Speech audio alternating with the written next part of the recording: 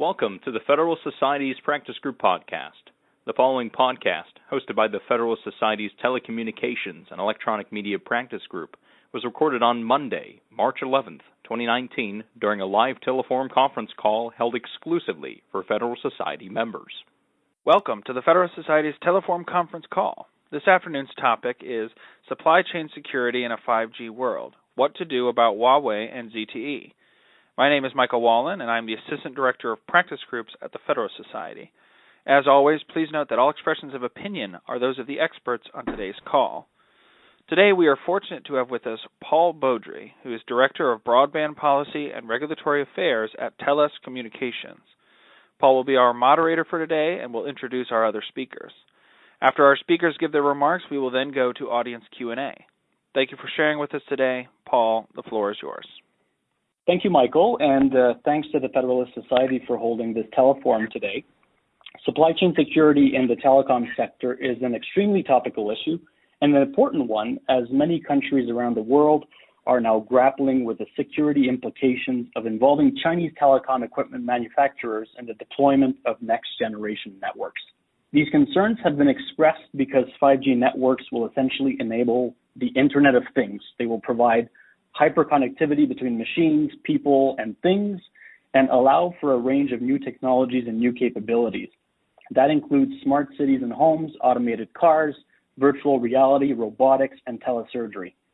There's been a lot of political noise lately regarding Huawei and other Chinese manufacturers, particularly from the Trump administration, which has been very vocal in opposing Chinese involvement in Western 5G networks. Earlier this year, Vice President Pence cautioned Western allies against having any dealings with Huawei and stated that we cannot ensure the defense of the West if our allies grow dependent on the East.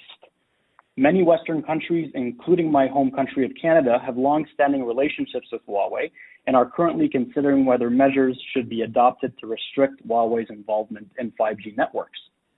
Australia and New Zealand have already implemented such measures, whereas the UK, Germany, and Canada have been considering them. Tensions have been escalating over these issues in the last several months with the arrest of Huawei's CFO in Canada.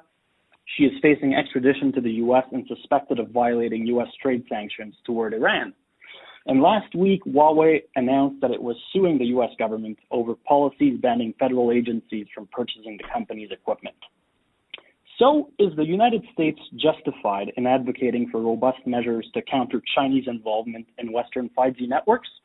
Or are Chinese telecom manufacturers the casualties of a larger trade war between Washington and Beijing? I'm delighted to have with me two telecom policy experts on this call. We have Dileep Srihari, who is Senior Policy Counsel and Director of Government Affairs at the Telecom Industry Association. He's based in Washington, D.C. And we have MHRyan, a lawyer and principal at MHRyan Law, who is based in London. Gentlemen, it's a pleasure to have you with us today. And I'd like to open the floor with you, Dileep, to hear your thoughts about the involvement of Chinese telecom manufacturers in Western 5G networks. Thank you. Well, thanks, Paul. I appreciate it, and I appreciate the Federalist Society having me today. I'm glad to talk with everyone. So I guess I'll just start by framing this the way that TIA has been thinking about this issue. And TIA, who I work for, is the trade association that represents manufacturers and suppliers of telecom hardware and equipment, although Huawei is not a member of TIA. So we sort of see it as two kind of just related but distinct sets of issues regarding this topic of supply chain security. The first are sort of the things that you would think of generally in terms of supply chain security activities that relates to a lot of work that's being done in the United States through sort of public-private partnership efforts. We've seen the DHS ICT Supply Chain Task Force, the NIST framework, essentially, all of the sort of process-based approaches to just generally improving how ICT companies, whether you're talking about carriers or you're talking about hardware companies or upstream suppliers, generally do a job of securing their supply chains. The second and separate issue is how do you deal specifically with certain suppliers where there is a specific security concern regarding that specific supplier.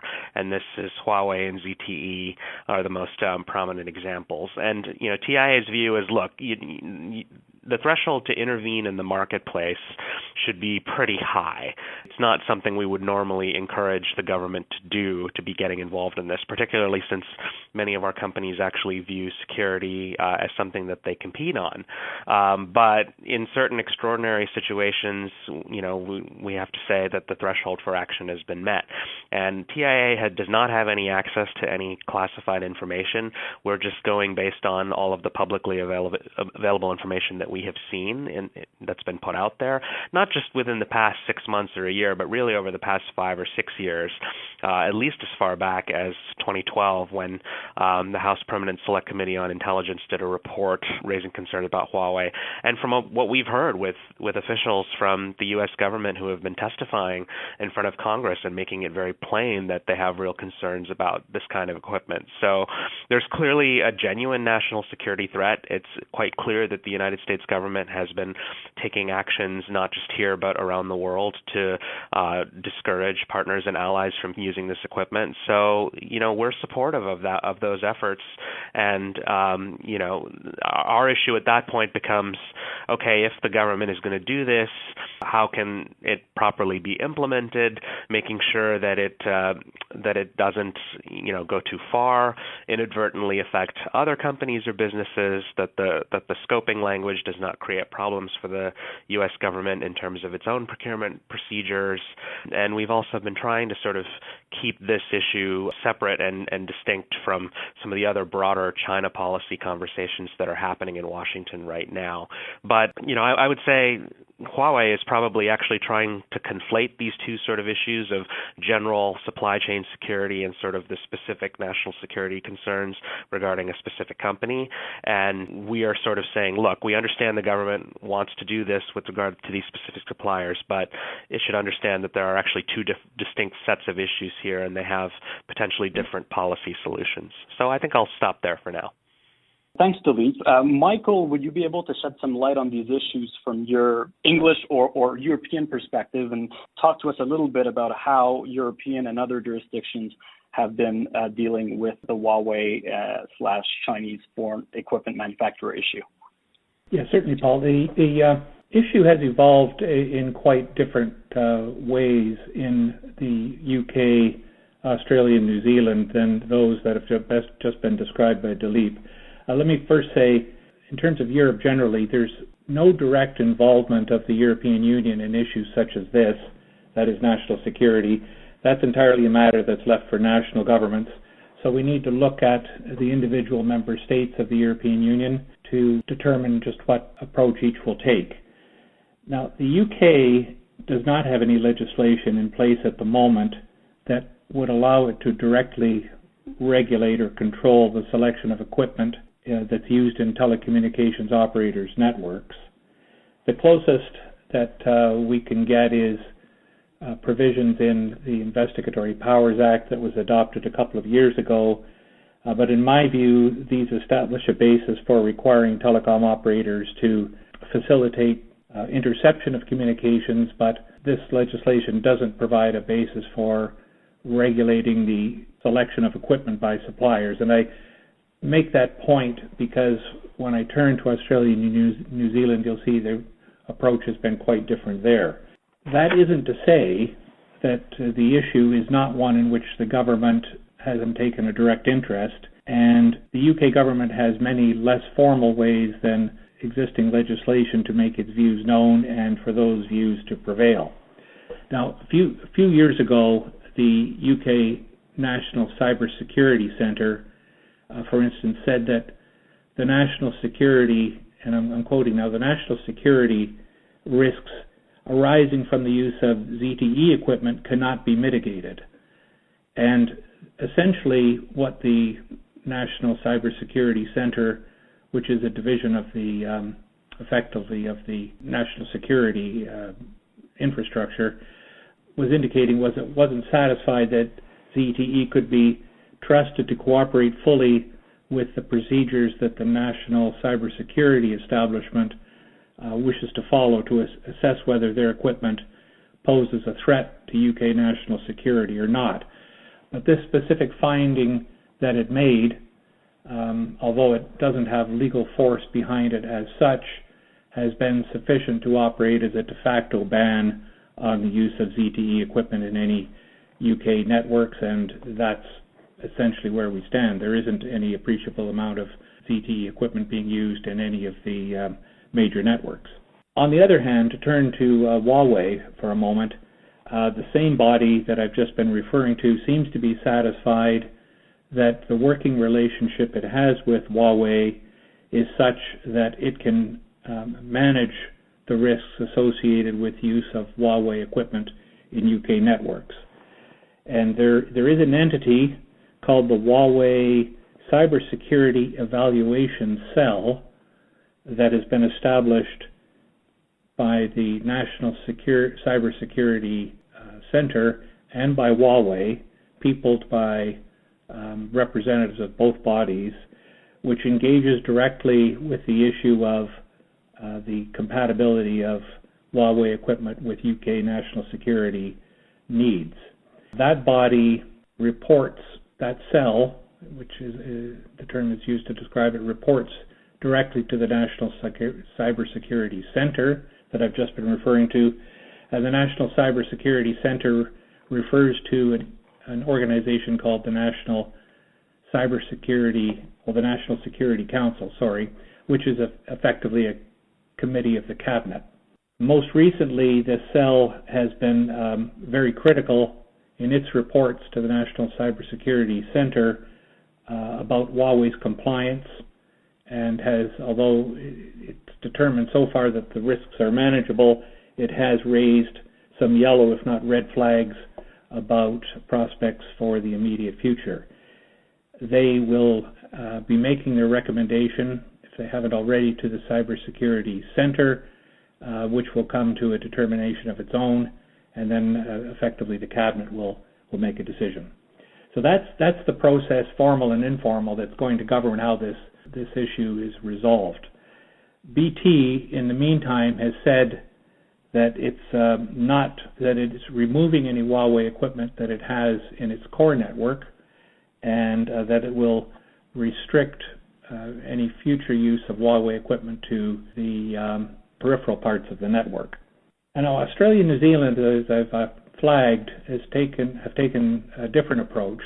They have both adopted express legislative requirements that direct telecommunications operators to notify a security agency or security coordinator of any changes that they propose to make to their networks that may engage a security interest. And the obvious concern that has motivated the adoption of this new legislation is precisely Huawei, because of its Australia and New Zealand's significant involvement with China, both in this field and in other fields. Under this legislation, if the cybersecurity agency is notified of a prospective change and it has concerns about that prospective change in the network, it can direct at least give the telecommunications operator an opportunity to mitigate any concerns that it may have. And if it's not satisfied with the mitigation efforts, it will report to the minister, who has ample power to issue a directive forbidding the operator or operators concerned from using the specific types of equipment that have been indicated. So that in terms of the framework is where we stand. In Australia, effectively, there is a ban on Huawei equipment. I wouldn't say it takes the form of an express ruling on the Huawei situation. There was a statement by the security agency to the effect that, I'm just looking for the passage, I'll just quote it to you, was made in August of last year. It says, the government considers that the involvement of vendors who are likely to be subject to extrajudicial directions from a foreign government that conflict with Australian law may risk failure by the carrier to adequately protect a 5G network from unauthorized access or interference.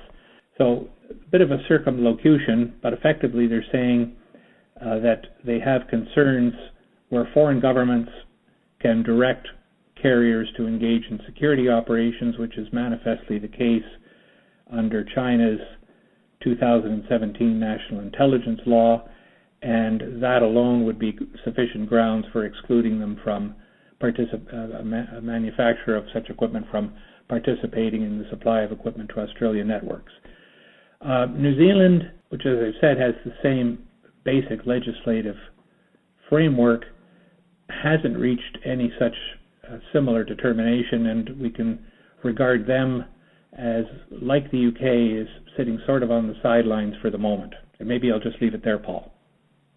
Thanks, Michael. Dileep, I'm interested in knowing from your perspective, Michael mentioned that in certain jurisdictions, and that includes the UK, Germany, and Canada, there are government-associated centers that have been opened in conjunction with Huawei to test equipment and software and ensure that they don't create security concerns.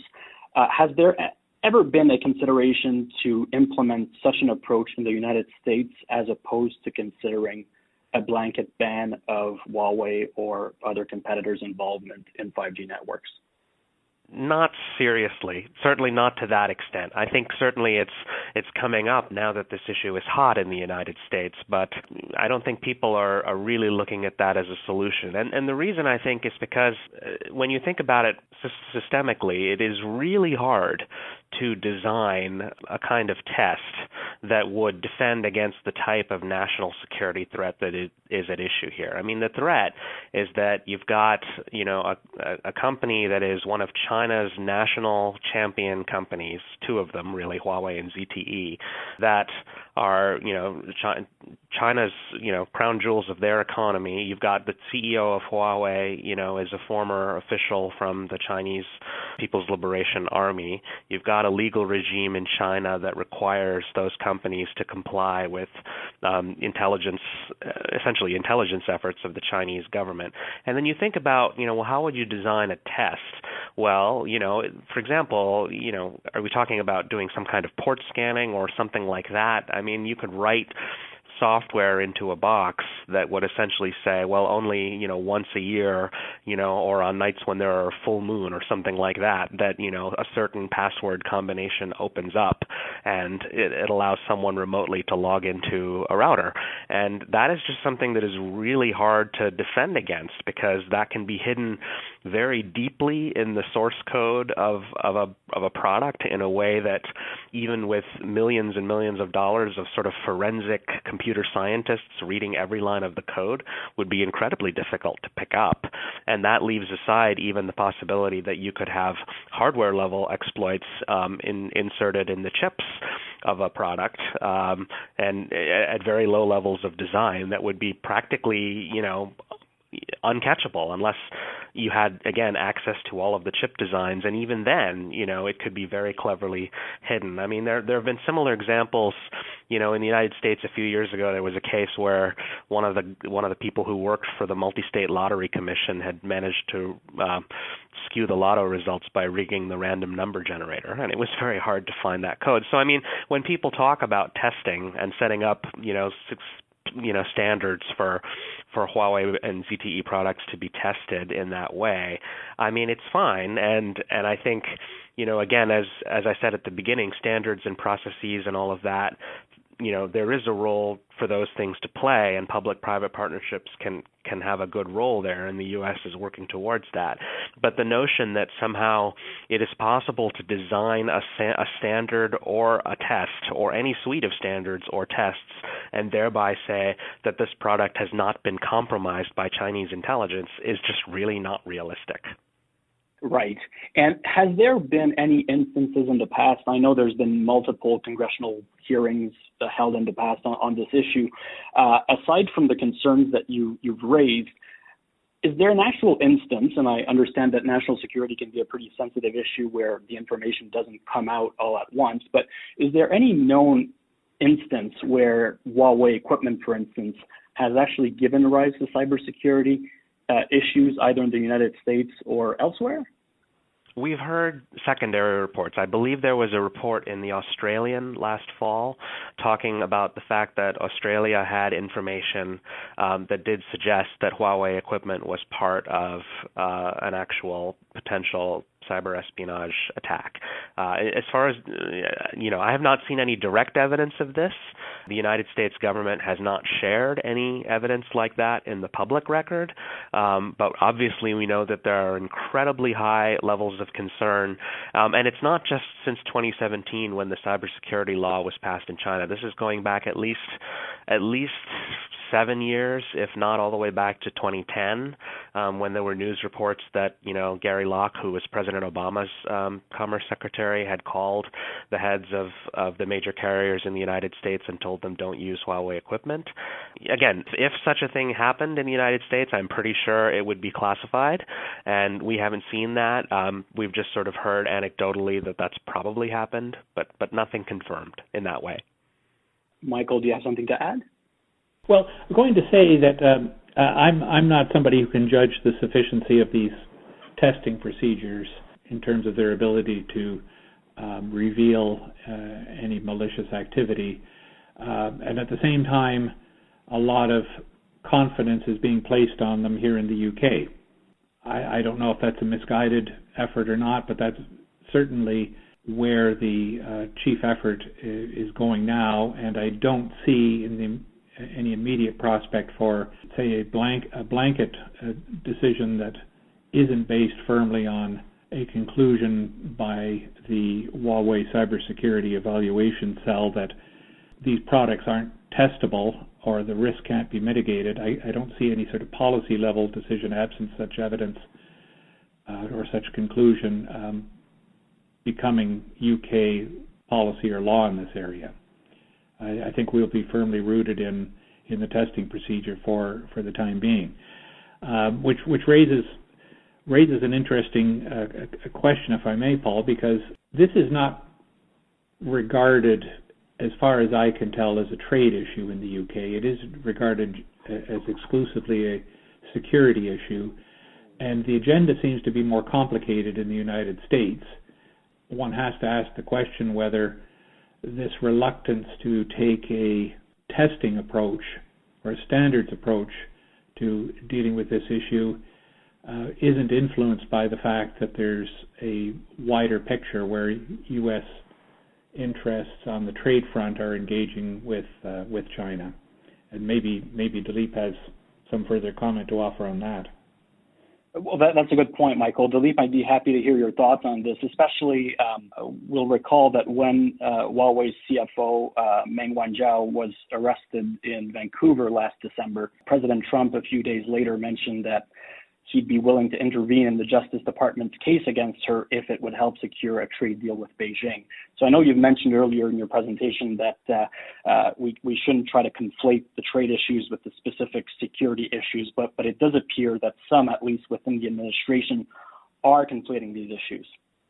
Again, I'll start by saying, look, the security issue regarding Huawei and ZTE has been recognized by the appropriate sort of security apparatus in the United States for a long time. Again, as far back as 9 years ago in 2010, you have, news reports that the U.S. Secretary of Commerce called the CEOs of major American carriers and told them not to buy Huawei and ZTE equipment. Then in 2012, you have a bipartisan report from Congress, from the House Permanent Select Committee on Intelligence, raising serious national security concerns about Huawei and ZTE equipment. And in fact, because of that development over the past 9 years, unlike what we see in other countries, Huawei and ZTE have a really tiny market share in the United States. We're talking, less than 5%, less than 3%, something like that. I don't remember what the exact number is.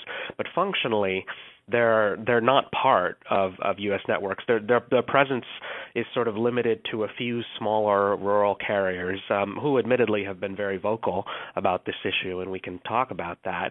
But really, unlike the rest of the world, Huawei and ZTE have really not been able to break into the U.S. market over the past 9 years because of these security concerns. Now, of course, recently, over the past 2 years, we've seen this become part of sort of the higher level national conversation about China and China policy. And there was the ZTE denial order, which was related to their Iran sanctions violations, which the president himself decided to undo, and I think it was pretty clear that that was a decision made at the presidential level as part of the deal with China. And meanwhile, as there have been conversations among the security establishment in the United States about dealing with the Huawei problem, we've also seen signs, again, at the highest level that this could be roped into the China trade discussions. Now, it's not something that I think anyone associated with the U.S. national security establishment supports, but obviously it's an interesting time policy-wise in the United States with these big China trade deals going on. So one can't predict what may or may not happen. But I think there is really sort of a unanimity of position dating back at least 9 years in the United States among the U.S. security establishment that this is a national security issue, and it's not something that should be treated as a trading chip. And Dileep, there has been a rumor going on since December that President Trump was considering issuing an executive order that would declare a national emergency barring U.S. companies from using equipment from Huawei and ZTE. Is this still something that the industry thinks is on the table? Well, it's our understanding that the executive order has been underway for quite some time, that this has been in the works for over a year, and that it was sort of going through the interagency process and had basically gone through that process. But of course, at some point it has to go up the chain, and we're not sure if it was, within the Department of Commerce, which would likely have to play a significant role in implementing it, or at the White House at the presidential level. If memory serves, the president was actually asked about this, and he said something to the effect of maybe we'll see. So, I don't have any confirmation on this. I haven't seen the draft text of an executive order. We understand it's written, but it may literally be something that's on the president's desk and has yet to be issued. And again, at that level, at that higher level, we don't know what the factors are or what the political considerations are. But it's real from everything we understand. But we've been saying, it's coming any moment now or in the next few weeks. We've sort of heard that for the past 6 months, that it'll be out in the next few weeks, and it never quite seems to happen.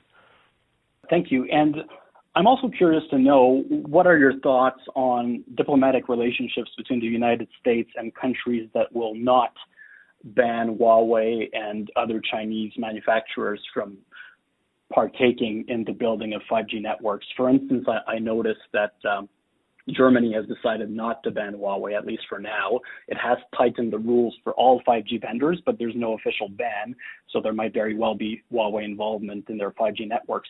How do you envision diplomatic relations between the U.S. And these other countries, and that might include Canada as well, which hasn't taken a decision on this yet, that refused to implement a full ban and will have Huawei involvement in their networks? In terms of diplomatic relations, there hasn't been much of an indication that there has been direct pressure or sustained pressure from the United States on the UK or German authorities. We know what the position of the US is, but it doesn't seem to have deflected the UK, or for that matter Germany, yet from the course that they're on. As for Australia and New Zealand, I suppose those jurisdictions are aligning more closely to the position that the United States would like to see other countries take. Dileep, do you have something to add? No, I think I'll just echo what Michael said on that one. Excellent. Before opening the floors to questions from the audience, I've got one last question. If there is a trend, at least within Western countries, to ban or severely restrict the ability of Chinese manufacturers from being involved in 5G networks, aren't we running the risk, and I've seen this argument being made by some critics, aren't we running the risk of essentially having two internets, the Western internet, which is going to be relatively open and free, and the internet of China and its allies, which will be heavily censored? There's been an argument made by certain people that by excluding Chinese companies from showing us the work that they do and allowing us to inspect it, we're essentially encouraging the emergence of two distinct internets and things not being much better on the Asian front for at least China's allies. What do you think of this concern that we might essentially encourage polarization amongst Western countries versus other countries, that could hurt overall the internet ecosystem in the long run. Well, Michael Ryan here. I don't see that emerging as a topic for discussion up till now in the United Kingdom, at least.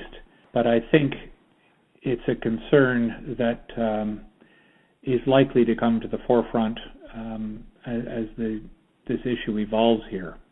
But for the moment, we're very much focused on struggling with the issue of whether we can whether we have the wherewithal and are satisfied that we can mitigate the risk through the technical types of measures that I've seen.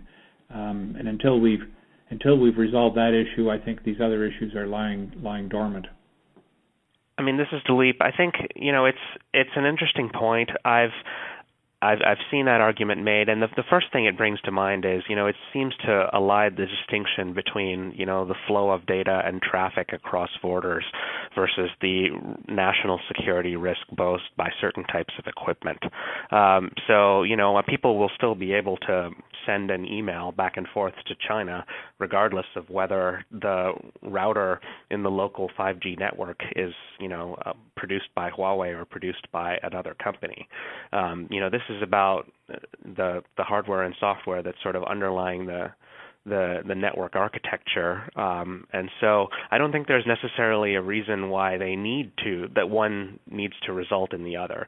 I mean, certainly I could see a situation resulting where if Huawei hardware is kept out of the markets of certain countries, that you have sort of a hardware balkanization, but I don't necessarily think that needs to result in the internet somehow bifurcating in that way. Thank you. Michael, I will cede the floor to you now. I think we are ready for audience questions, if there's any. Thank you, Paul. Let's go to our first question. Hi.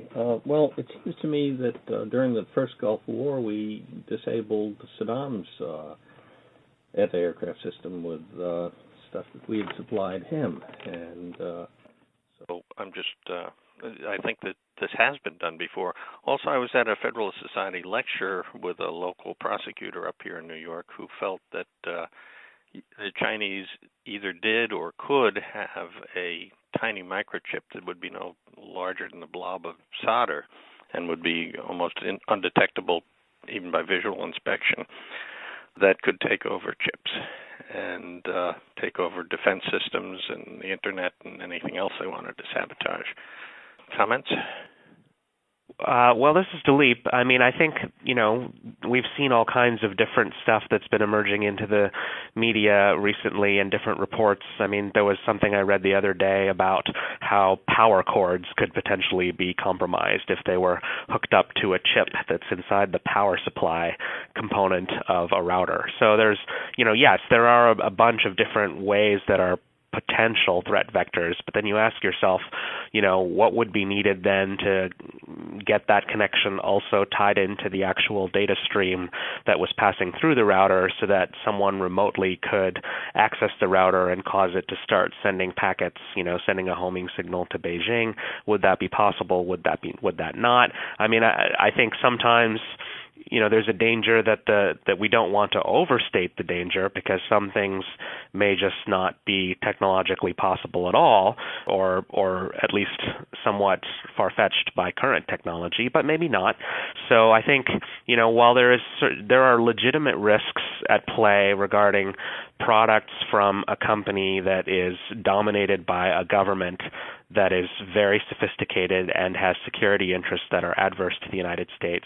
And obvious ways of exploits would include, the software that's in the product, which would be very hard to detect through, anything but forensic source code examination, and even they're very difficult, as well as hardware. And whether we're talking about chip design, whether it's possible, at the same time, when we start talking about power cords, is that a step too far? I'm not sure.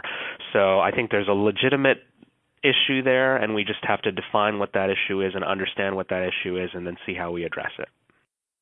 And Paul, not seeing any other questions lined up at the moment, I will throw it back over to you and chime in if we have one come through. Sure. Thanks, Michael. One other item I wanted to broach is whether the issue of blocking or preventing Huawei and other companies from being involved in the network building part of the equation is the only consideration that we should have in mind when discussing cybersecurity. Are there other risks at the edge that the whole Huawei focus is forgetting about? Is there cybersecurity threats through apps? In a 5G era where everything will be interconnected, should we also focus on other aspects of the ecosystem when discussing about cybersecurity threats and issues? This is Dileep. I could start on that one. Of course there are. I think that there's been a lot of focus on the Huawei problem, and that is just sort of supply chain security piece for the ICT networks, and even there, it's not the full supply chain. It's just the sort of specific national security concerns regarding specific suppliers.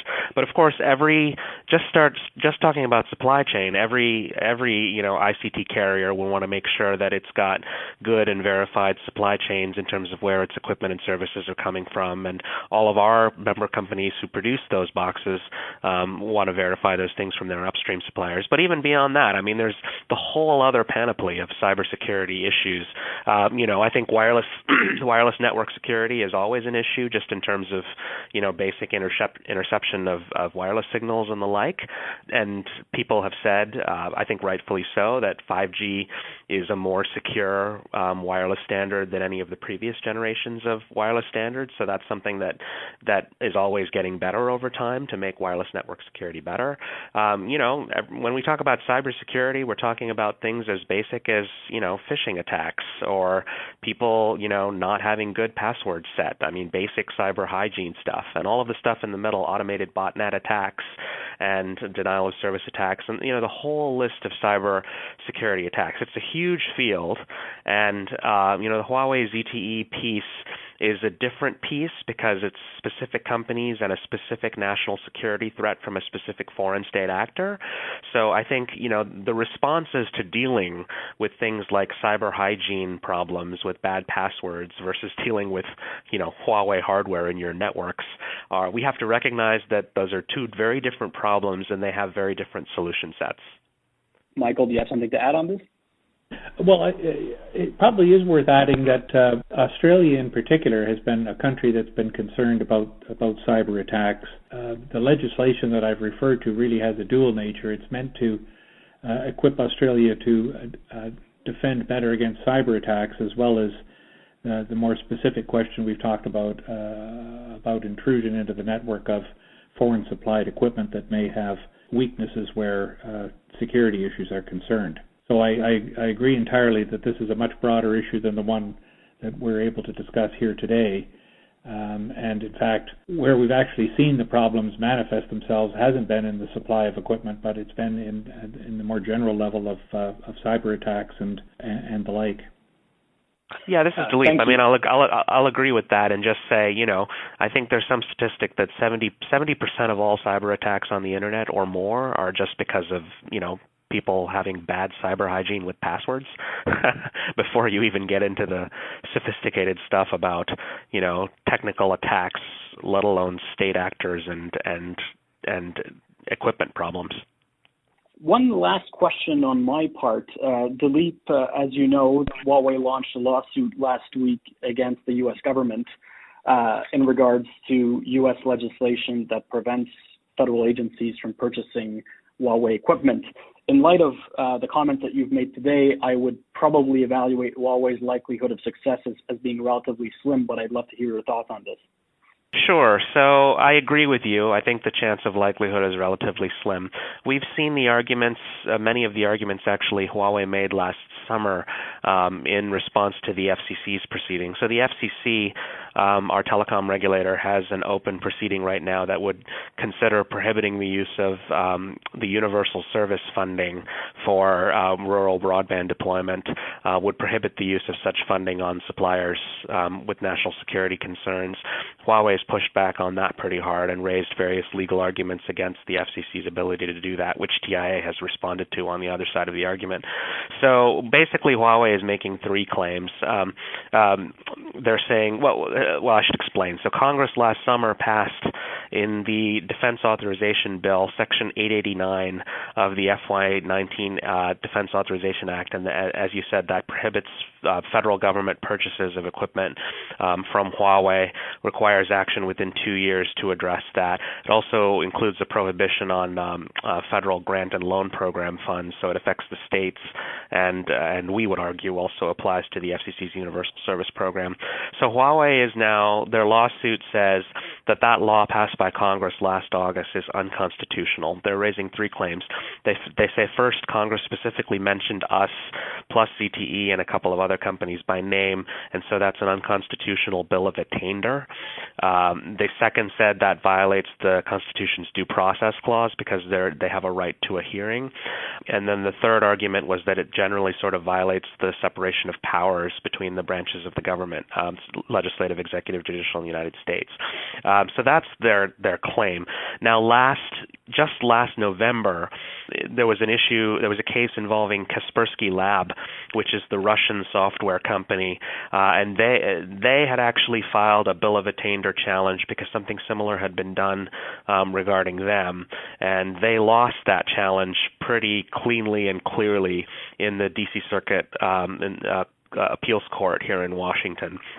So essentially, as far as we read it, a lot of that would apply to the logic of that case would apply in the Huawei case as well.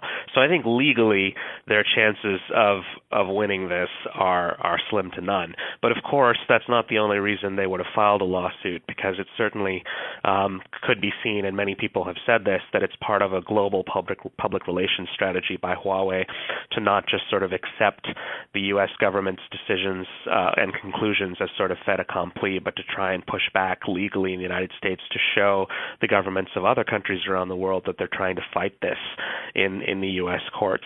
Plus, also, it does bring into consideration, bring the issue higher to mind of the White House, and it may be Huawei's hope that they could find some out as part of a trade deal, and that the that the U.S. White House would somehow bail them out, and maybe tell the Justice Department not to defend the lawsuit or something like that. I think it's all unlikely, and from everything we understand, it's unlikely. But it's so I would view the lawsuit more as a tactical and public relations play than a real chance at actually winning it. We do have a question in the queue, but whenever you're ready to go to it, we can turn that. Excellent. Please go ahead. All right. Caller, after you hear the prompt, go ahead and ask your question. Hi, my name is Andrew Lam. I had a question. So, if you go through, the outline of what the talk's about, it talks about advocating for robust measures. Isn't the most robust measure to have some competing product that's just better? And where are we, if we're saying don't use these companies, where are we with the alternatives, and what does that picture look like? Sure, that's a great question. There are a few ways to look at that. First of all, the market for certain types of 5G wireless equipment is relatively, the number of suppliers is relatively small, and part of that is through some industry consolidation that's happened in recent years. People generally think about it when you're talking in terms of the antennas that go at the top of a cell tower, or actually manufacturing the cells. There's basically 5 companies. Huawei and ZTE are the Chinese ones, and then the non-Chinese ones are Nokia, Samsung, and Ericsson. So for the most part, you have 5 major suppliers. There are a few smaller ones as well. And so one of the considerations in the United States has been, how do we get more U.S. development so that there's U.S. technology leadership in moving forward in these next-generation technologies, particularly since at the moment, none of those 5 companies are actually headquartered in the United States. Now, the reality is, when you're talking about Nokia, Samsung, and Ericsson, they own a lot of facilities in the United States, and so a lot of the work that's being done on these issues, as far as we understand, is actually happening in the United States. And this gets back maybe to where Paul started the conversation at the top when we were talking about trade. I mean, we're not for example, looking for the United States government to implement, say, a Buy American provision, because that would be counterproductive, especially right now. But we do think it's important that the U.S. government continue to invest in small business incentives, invest in R&D, technology support to make U.S. technology leadership in wireless sort of a real national priority here. Also, I would point out that while, installing cells at the top of a tower, there's relatively fewer of those. But when you talk about small cell deployments for 5G, you're going to see a totally different topology in terms of network layout. Whereas one small cell, rather than being a big thing at the top of a 200-foot cell tower, will be something smaller, the size of a pizza box, that will go on the size of a building and maybe serve an area about the size of a block. But it will do it at super high data rates of 10 gigabits and up. So you'll have vastly more numbers of these small cells that are going to be deployed, and I think that creates a lot of potential for other players to enter the marketplace, in addition to the sort of big five who have been doing sort of the 4G cellular deployments. Now, the other thing to sort of point out here is, Huawei competes in a whole bunch of different spaces, not just sort of the actual wireless infrastructure point of 5G, but, a 5G network is not just that antenna, right? It's the cabling, it's all of the routers, it's the devices that are in the central office that, that connect back to the core of the internet. And a lot of that is wired networking equipment that has nothing to do with the actual 5G radio protocol. And in that for that set of equipment, there are a lot of other competitive, U.S. equipment providers. For example, a company like Cisco, which is an American company that builds routers. They're, heavily involved in this space. So, of course, I think Huawei competes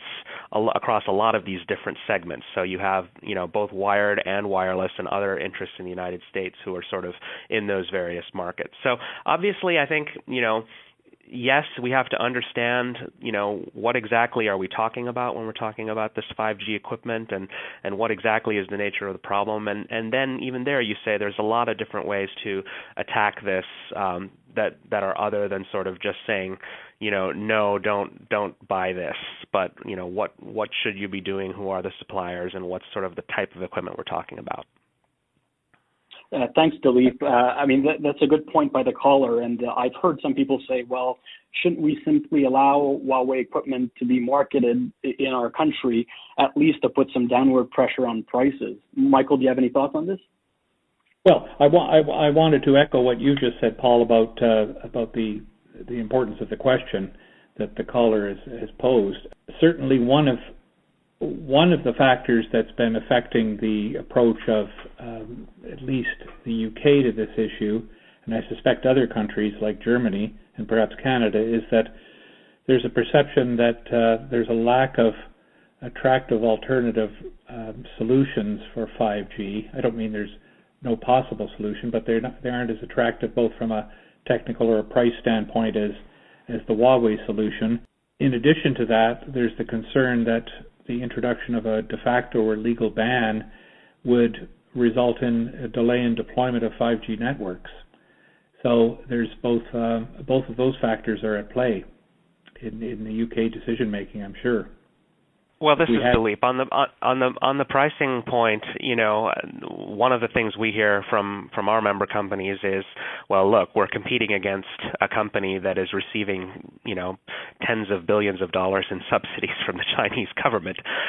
So now, admittedly, that's not a national security issue, right? That's a trade policy issue and a government subsidies issue.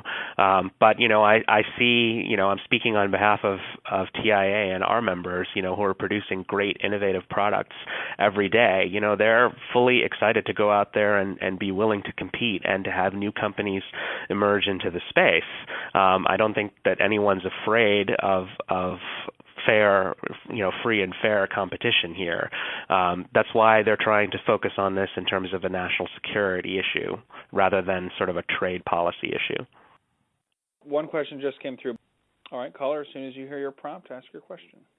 Hi, there's another issue that nobody's discussed here, and that is the possible toxic effect of 5G on the environment. People may not be healthfully affected by microwave radiation, and this might turn the entire country into a big microwave oven cooking our genes. Well, this is Dileep.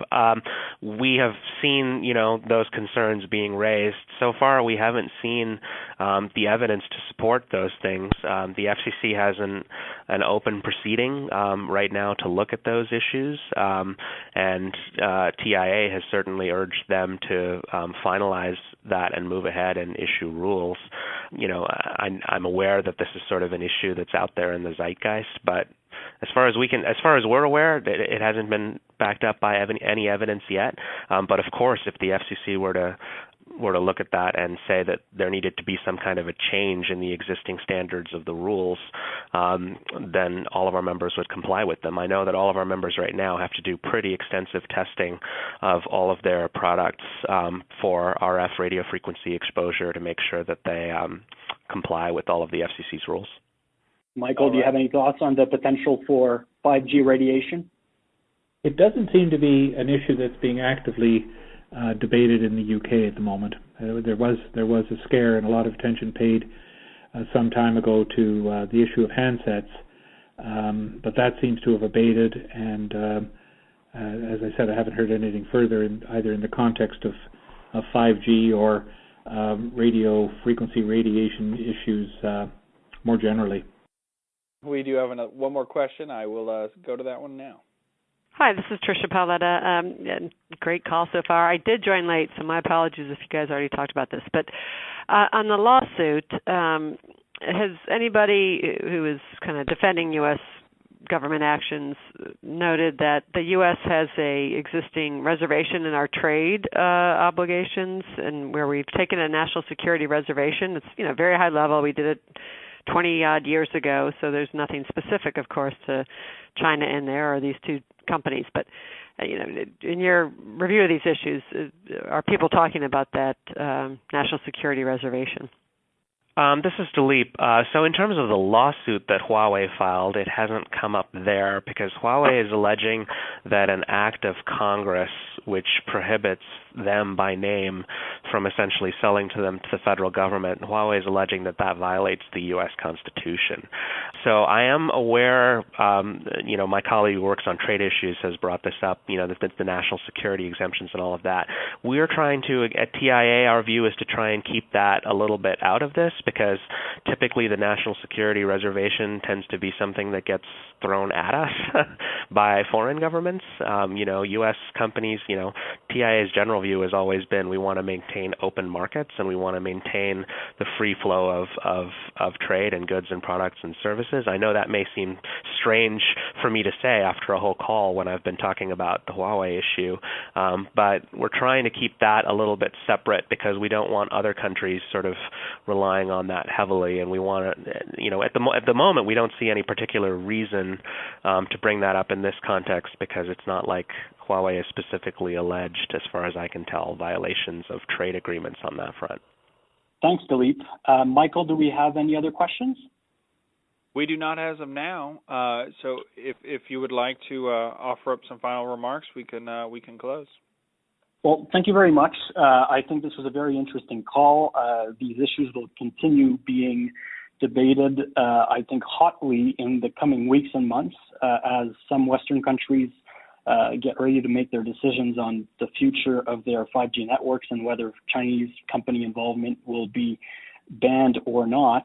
I want to thank our two panelists, Dileep Srihari, who's, again, Senior Policy Counsel and Director of Government Affairs at the Telecom Industry Association, and Michael Ryan, Principal at MHRyan Law in London. Thank you very much to both of you, and have a nice day.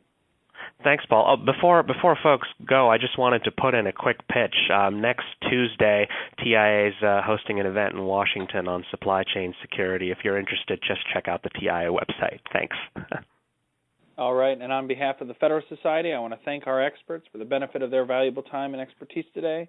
We welcome listener feedback by email at info@fedsoc.org. Thank you all for joining us. We are adjourned. Thank you for listening. We hope you enjoyed this practice group podcast. For materials related to this podcast and other Federalist Society multimedia, please visit the Federalist Society's website at fedsoc.org/multimedia.